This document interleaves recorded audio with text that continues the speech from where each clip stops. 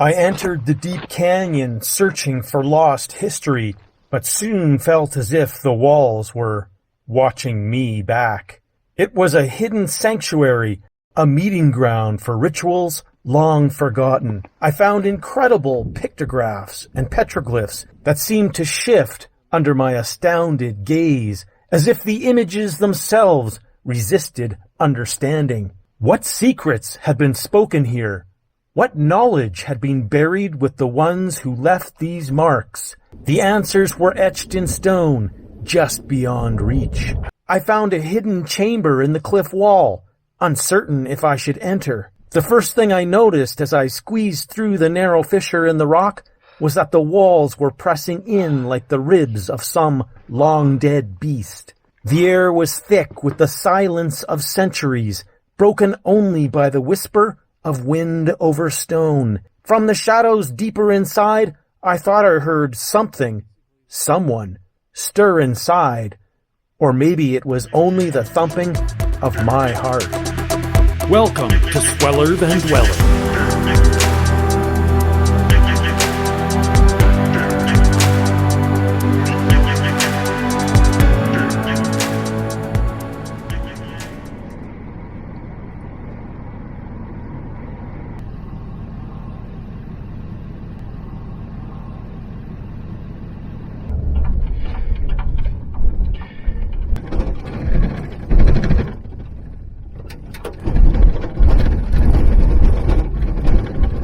The road was getting a little bit spicy, so I parked.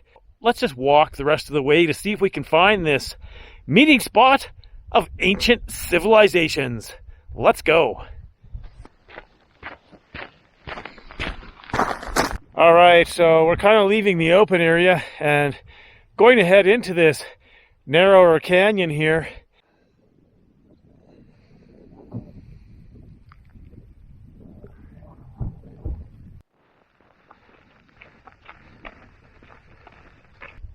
Look at these towering cliff walls above us.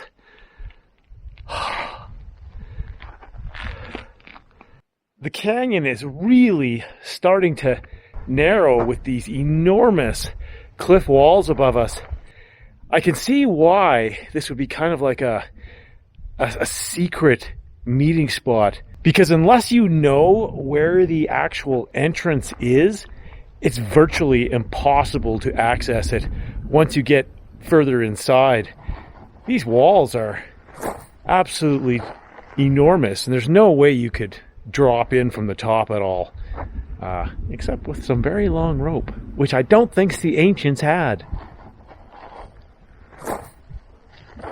Now that I've entered the canyon and the sun is gone and there's a little bit of wind flowing through here, it's so much colder. I'm going to get some more clothes on.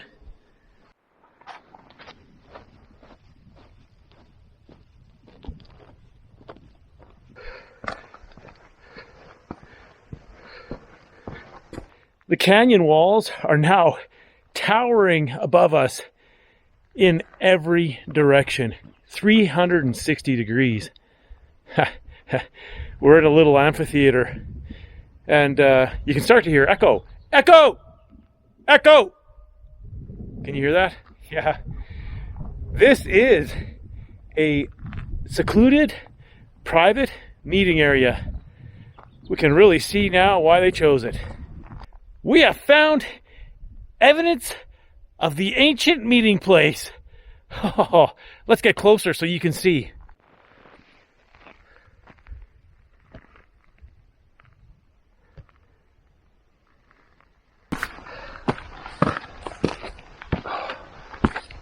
It's a bit of a climb to get up to these. Oh, let's be careful.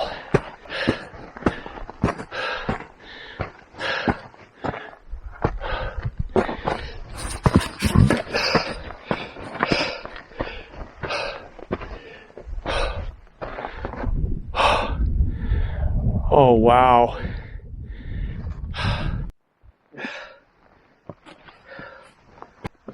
Oh my gosh. Can you see them? There's even far, far more of them now that I'm getting closer. Wow, but these are the obvious ones. Wow. Incredible. This here is obviously a person. Got a couple of eyes and some arms. And something going on in the midsection there. And then the feet at the bottom. And this one in the middle is strangely like a grate at the top. But then you can clearly see at the bottom, at the bottom here are feet. So would suggest it's a person, but the top does not look like a person. This one here is a little more faded at the top, so it's hard to tell.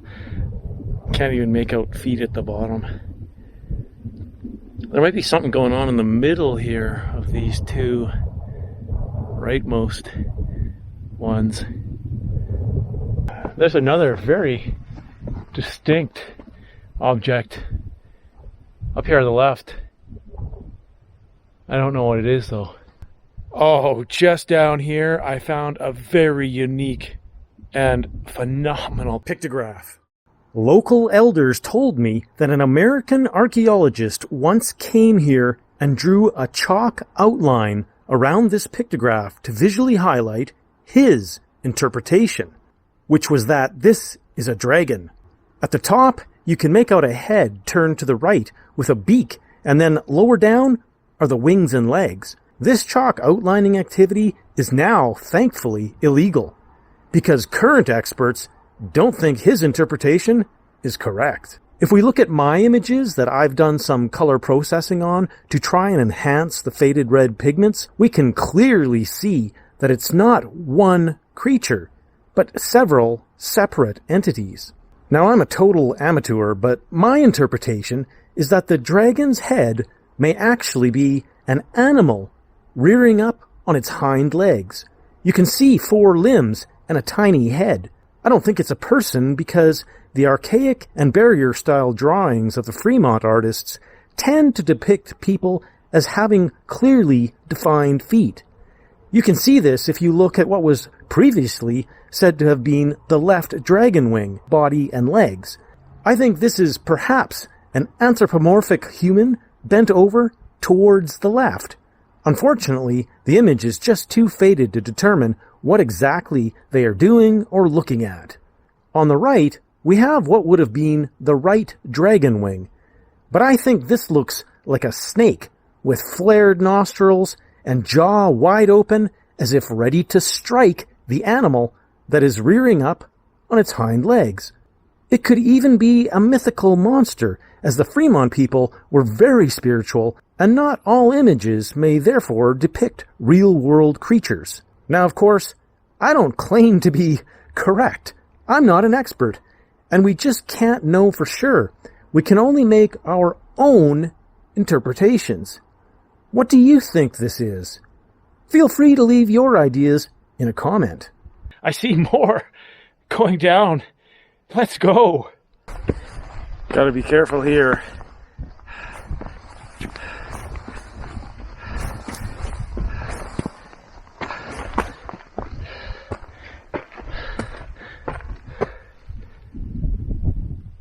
Here on the left, we absolutely have a person or a being. Small head with kind of the grail type body going down, very long body to some short legs. And then over here is a very distinct animal of some sort. You can see the head looking upwards, almost howling at the moon, with the front legs extended out, and then some rear legs and a small tail there. It's hard to put a date and a time on these pictographs and petroglyphs, but they definitely are ancient.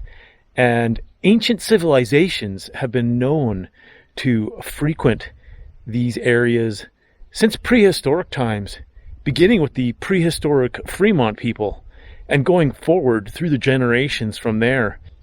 Even the ancient Puebloans were maybe around this area.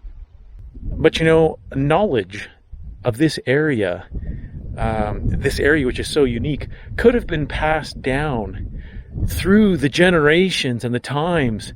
So all of these people perhaps visited at some time and left their message as they gathered here for community meetings. So we don't really know, but it is definitely a special place. It's so secluded and protected and private. You can see why they chose it as a gathering place, and you can almost feel and hear the echoes of the ancients here. It's really incredible. Right now, there's just a breeze and some birds up on the cliffs, but the feeling is here of generations and generations of ancient people who have met here for one reason or another. We don't know why, and left their record on the walls here in these ancient pictographs and petroglyphs, which the meaning of are a mystery and lost to us. But even if we don't know the meaning, just looking at them and using our imagination to try and decipher the meaning is really an incredible experience. It's a really special area. I hope you're enjoying this. Let's go further up the cliffside and see if we can find more. I don't know. I don't know if this is modern graffiti or ancient petroglyphs scratched in. It's hard to say. It's really indistinct and faded. It's hard to tell. Here's some vertical markings.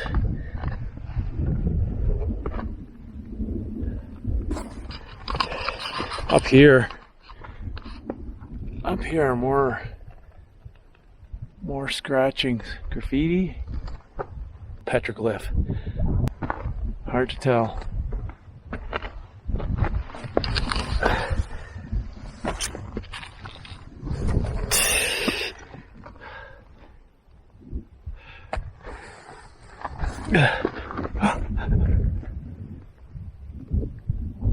Graffiti or petroglyph? I think that's some person's graffiti, but it's so faded, it's hard to tell.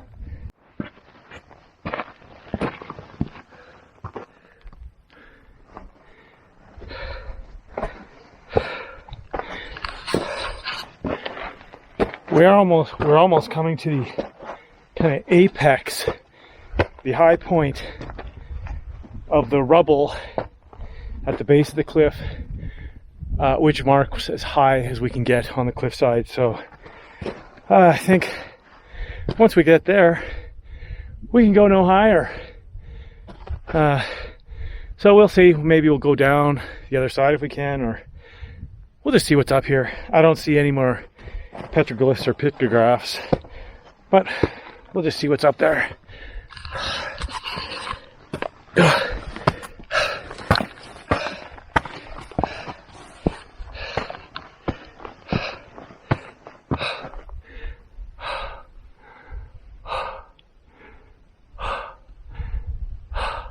So we are almost up against the base of the cliff here at the apex.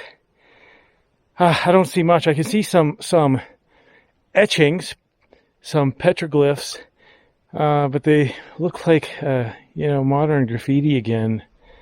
I just don't get it. But let's go closer and take a look. Oh, almost to the edge. Oh wow! Look at this. Right at the base of the cliff. A cavern. Oh, this is so cool. Look at that. I'm not sure how far this goes or if there's evidence of the ancients down there as well. Let's go take a look. I'll have to dig out the headlamp. It's going to get black. We might not be able to see anything. This is crazy.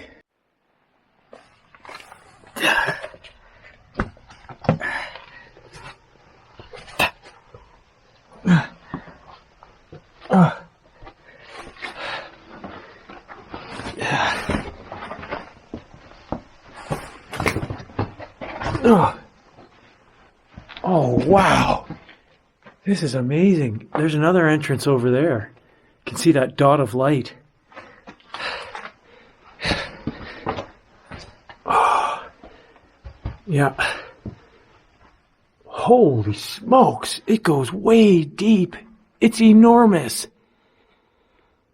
Wow.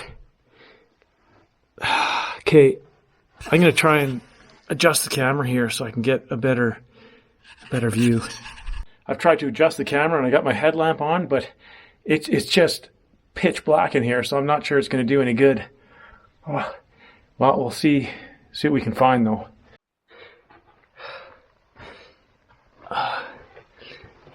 Oh. Just enormous. Oh. No. Oh. Wow. Huh.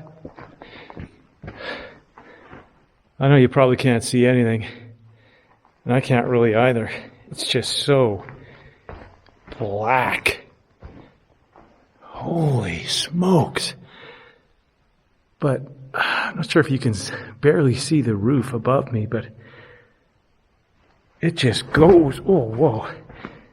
Just goes so deep. Oh my, wow.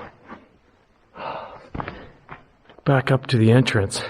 I've come quite far down already. Maybe you can see the roof with the light beams there. Oh, it just keeps going and going and going. I think, yes. Okay, I can barely see the bottom here. Yeah. The roof. So the roof is gradually, even though we're going down, the roof is also sloping down. And eventually they do meet down here. Oh, now I can really see the roof. Oh. There's no markings here at all. Okay, and so here's basically where the floor meets the ceiling and it stops. You cannot go any deeper. I'm looking on the ground. I don't see any evidence of people living in here. I mean, it's just so black. I mean, it'd be impossible to live in here. There's some growths on the wall. But if people live in these kind of places, you can usually see black on the roof from fires. I don't see any of that, but the roof is so high here. Is there a marking here? There might be a marking. Might be a marking there of some sort. I don't know.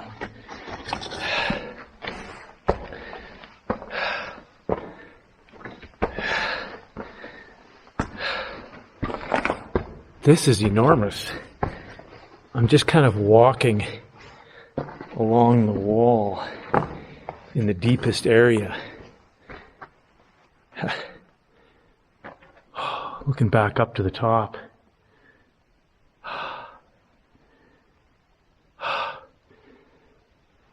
Just an enormous cavern. Yeah, there's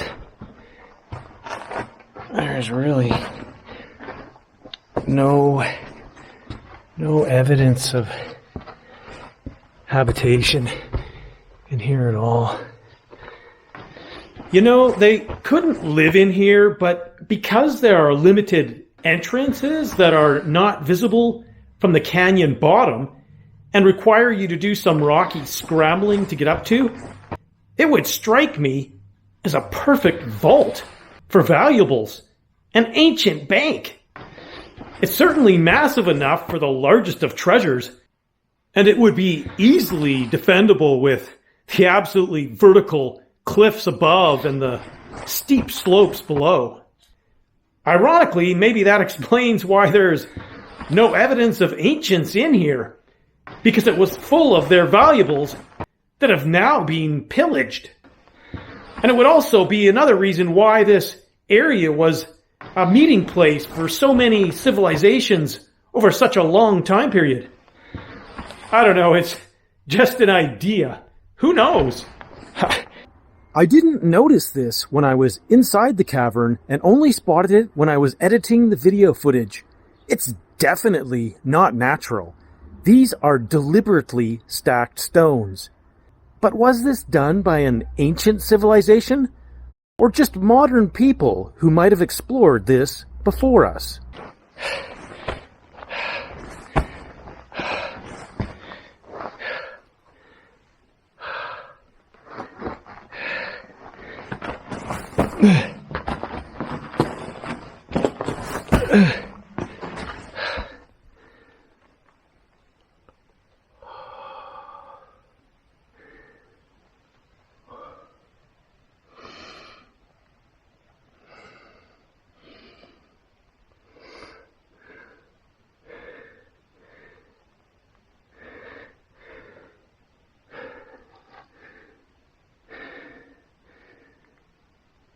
Yeah, not really seeing much of anything. A lot of light coming in way at the surface, way above us. Light coming in from the entrance.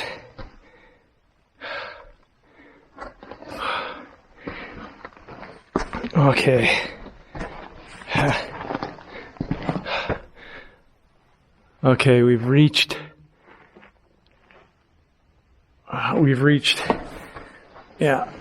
traversed the bottom as far as we can go here.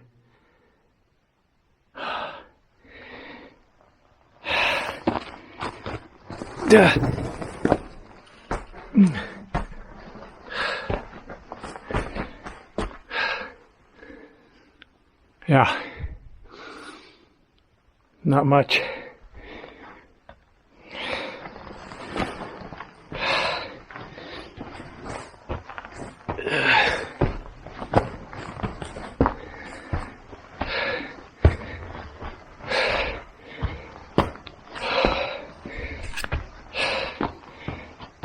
Kind of traversed as far as we can go here.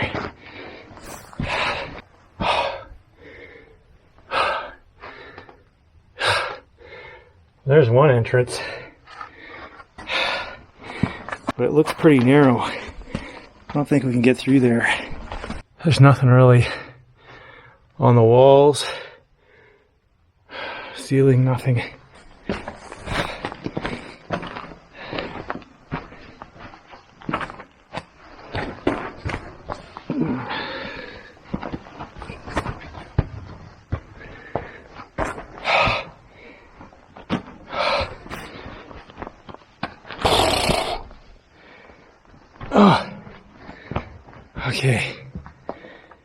Oh, okay, we're getting back to the top now.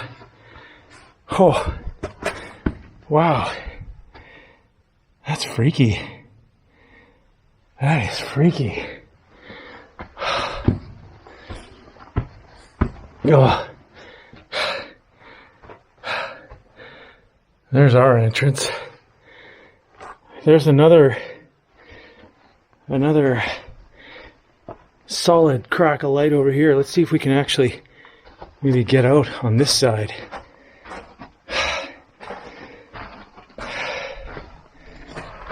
Oh, look at this little crack. Let me adjust the camera. Okay, almost there. Oh, look at this. Just a little tunnel here. Oh, looks like I can get out. Oh, wow. So, there's the surface. But there's like another little mini alcove down here that's more open. It's not covered. It's not a cavern. It's just got like a overhang above it.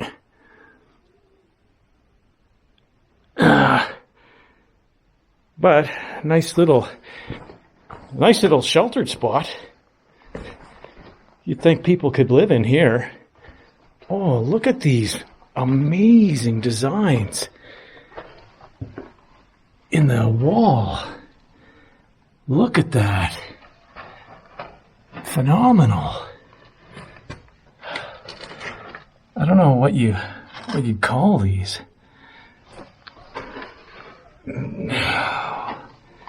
I don't know what you call these or how they form.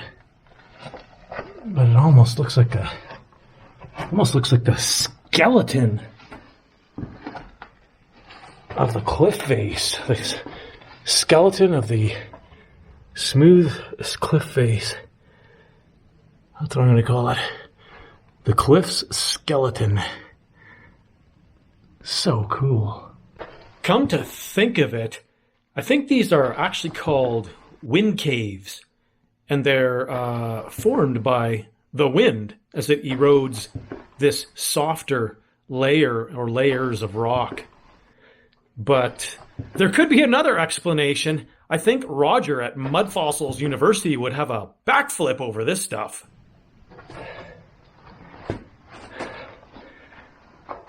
So there's the surface where we came in. Well, we can still keep going. Let's keep going.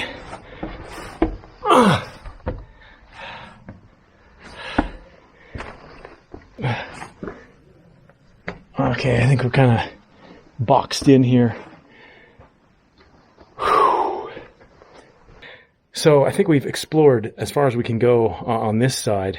So let's walk along the cliff the other direction and see if we can find maybe more pictographs and petroglyph panels.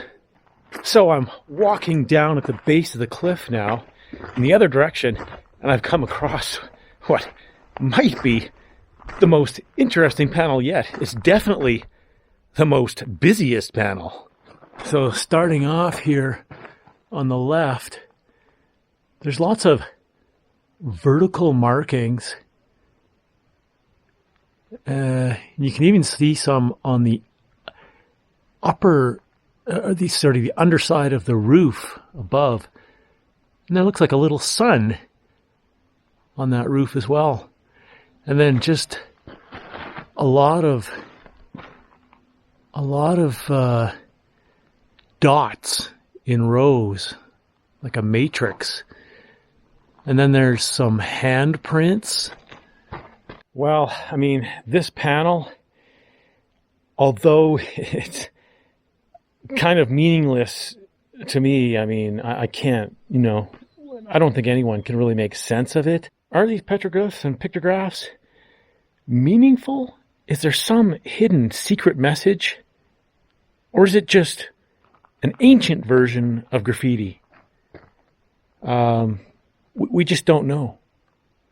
Maybe it could be even record keeping of some sort, with the dots and crosshatches marking the number of times they've been here. Maybe some sort of a calendar marking the passage of time, passage of days, the passage of generations.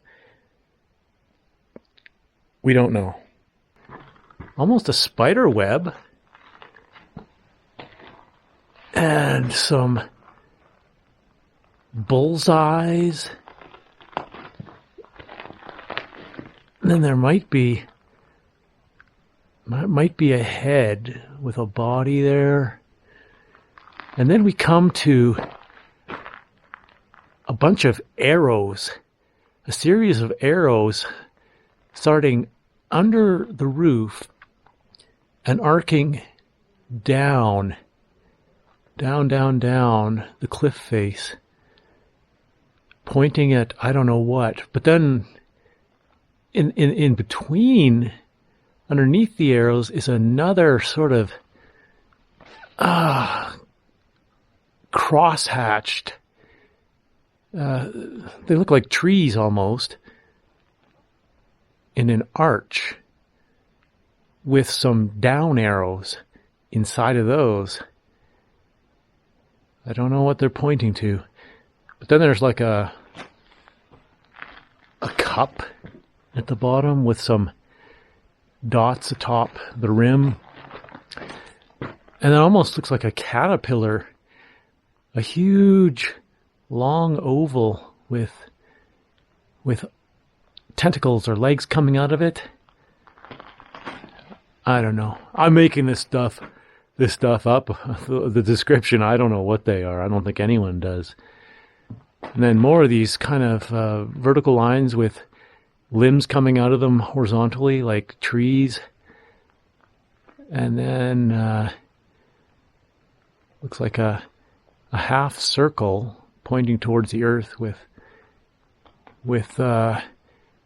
legs coming out of it. That could be another sun, maybe. And then more vertical lines and dots in a matrix. Just keeps going. And then over here, interesting, that's kind of unique. A bunch of zigzags in different colors horizontally. And then a bunch of vertical lines. Some tree-looking things down below. But you kind of think it has to have meaning to them. We can only guess. No one knows. And are they all from the same time period? The same ancient civilization making them? Or is it just one, like the prehistoric Fremonts, or the ancient Puebloans? We just don't know. But one thing is for certain, it's very. Is it just graffiti? I don't know. There's so much of it. This one is so busy. It's a mystery, my friends. A total mystery. But I find it completely fascinating. And I hope you find it interesting as well. All kinds of pockets worn into the wall on the lower part.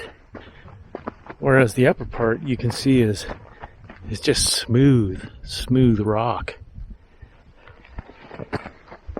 But I don't know, these lower layers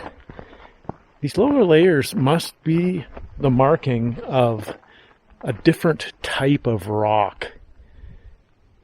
A weaker rock that's more prone to erosion.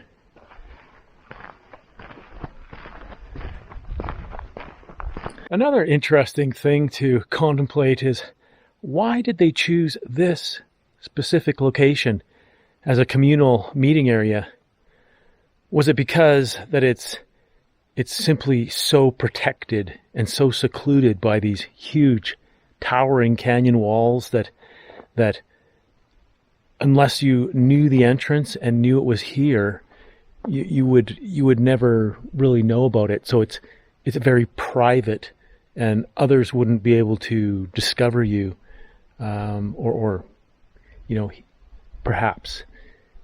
see and hear what you're discussing. I don't know, or is it that maybe this area was simply a halfway point or a central area between different tribes who lived in different areas of the land, and they just chose this as a central meeting area, and because it is inside of the canyon and it is so hot here on the surface, as you can see, as I mentioned earlier, I put on these extra clothes because it was so hot outside in the sun, but yet in here it's so much cooler. So perhaps it's just, a area that's protected more from the sun and the elements, and it's just more of a friendly climate in here as a meeting place. I don't know. We don't know. We can only guess. If you have more thoughts and ideas, leave them in the comments. It's nice to brainstorm and try and figure things out. But like I said before, one thing for sure is it's definitely amazing, and it's definitely got a very interesting feel to the area. As the winds flow through here, and you can hear the birds in the distance, it's like you can hear the whispers of the ancients in this place. The prehistoric Fremont people, although they're gone, their evidence of them and their memories are still here, left, recorded on these walls. It's been a great adventure, my friends. I hope you've enjoyed this. If you enjoyed that video, then you should watch this one next. And if you've seen that one, well, then you should watch this one. And if you've watched them both, well then, you're one of my top subscribers, and I appreciate you so much. I will see you in the next video. Bye for now.